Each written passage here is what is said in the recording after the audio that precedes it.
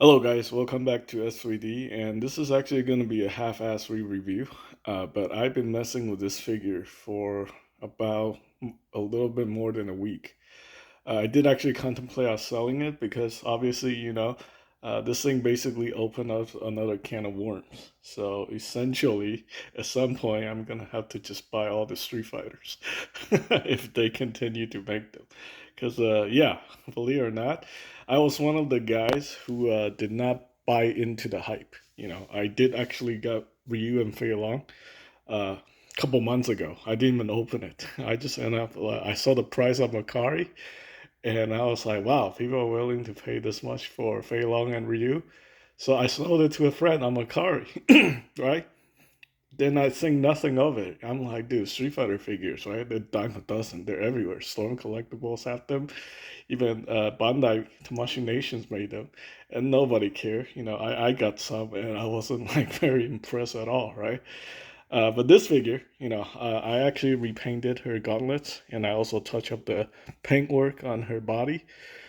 But anyway, I'm just telling you, the articulation on this figure is out of this world. So her upper diaphragm, the midsection, these are all three separate, completely separate parts. So basically, like the body just have really good articulation.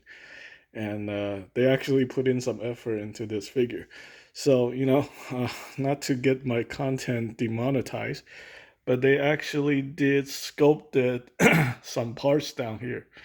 We're not talking about, whatever, but yeah, her clothing underneath uh, the dress is actually sculpted and painted. If this was Hasbro, they'll probably just like, do a really, really shitty paint job on there to make you think that, there's something there or whatever. But they actually put in effort to do that. Her hips, I think, based on the design of the I guess just the way the body is designed, you can kind of pull the leg down a little bit so she can do the full splits. So that's actually really good. You can even go a little bit further than that, but it's gonna push like the hip section, like this part, up a little bit. It doesn't really have any issues, with stability. So you can actually do that too. So yeah, overall, I'm just really impressed.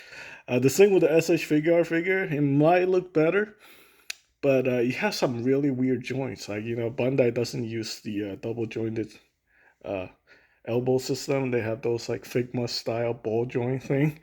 So it looks really, really odd. I actually had that figure. I thought that one was really good too a couple of years ago. But I think the way this thing is designed, it's got like a perfect mixture of art and functionality. And for the price point, yeah, I think the Tamashii Nation reissue, right? If I'm gonna review that one, I'm just gonna be talking about the same shit I'm doing with the the robot Tamashii. I'm sure there's a price hike on that because it's got a so-called premium paint job. So anyway, I'm gonna stop ranting about this figure. If you see one for the price, I definitely recommend picking it up. I think people are actually flooding Macari with these figures, and you might get lucky and get one even below retail price. So, yeah, my only concern now is like the quality might go down later down the line with like less popular characters. If they're gonna release like Sagat, right? I really do like Sagat. He's one of my favorite characters. I hope they do a good job with that guy.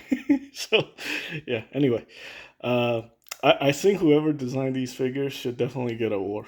That's just my opinion. At least best action figure designer for 2023.